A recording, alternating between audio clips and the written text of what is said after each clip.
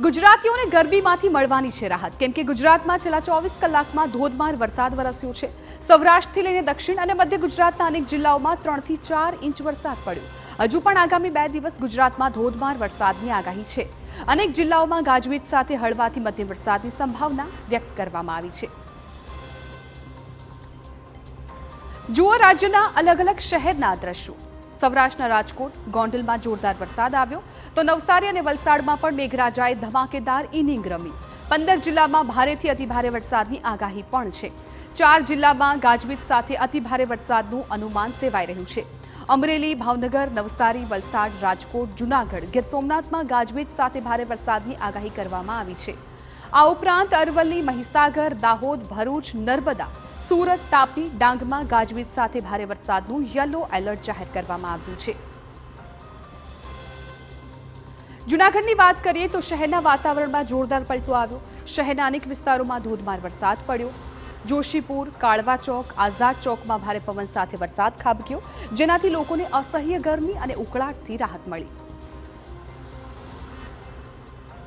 તો આ તરફ સુરતમાં પણ કંઈક આવો જ માહોલ જોવા મળ્યો। અહીં પણ વરસાદનું જોરદાર આગમન જોવા મળ્યું। અઠવા, પીપલોદ, ડુમસ, જહાંગીરપુરા અને કતારગામમાં ધોધમાર વરસાદ પડ્યો। અસહ્ય બફારા બાદ અનેક વિસ્તારોમાં વરસાદ વરસતા વાતાવરણમાં ઠંડક પ્રસરી ગઈ હતી।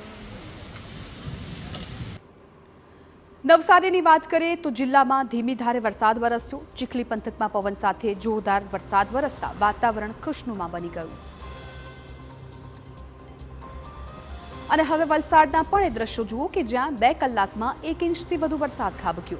ઉમરગામમાં ધોધમાર વરસાદ વરસ્યો। પારડી, વાપી, ધરમપુર, કપરાડામાં વરસાદ વરસતા અહીં પણ વાતાવરણમાં ઠંડક પ્રસરી હતી।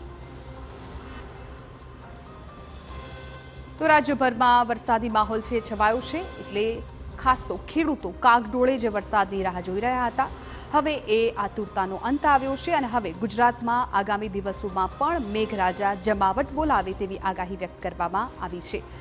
સૌરાષ્ટ્રના ખાસ તો અને દક્ષિણ ગુજરાતના એ વિસ્તારો કે જ્યાં મેઘરાજા મન મૂકીને વરસ્યા છે અને હજુ પણ હવામાન વિભાગે જે પ્રકારે આગાહી કરી છે એ પ્રકારે આગામી દિવસોમાં સૌરાષ્ટ્રના કેટલાક જિલ્લાઓમાં અને દક્ષિણ ગુજરાતના કેટલાક જિલ્લાઓમાં વરસાદની આગાહી કરવામાં આવી છે। આ 3 દ્રશ્યો સ્ક્રીન પર આપ જોઈ રહ્યા છો। એક તરફ સુરતના દ્રશ્યો છે, નવસારી અને વલસાડ, ત્રણેય અલગ અલગ જિલ્લાના દ્રશ્યો છે અને વાતાવરણ એક સરખું છે।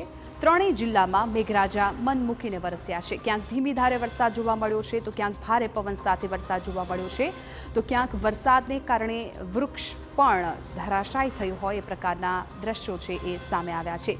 સુરત, નવસારી અને વલસાડના ટીવી સ્ક્રીન પર આપ આ દ્રશ્યો જોઈ રહ્યા છો કે જ્યાં દક્ષિણ ગુજરાતમાં કઈ રીતે મેઘરાજાનું આગમન થયું એ આ દ્રશ્યોમાં જોઈ શકાય છે।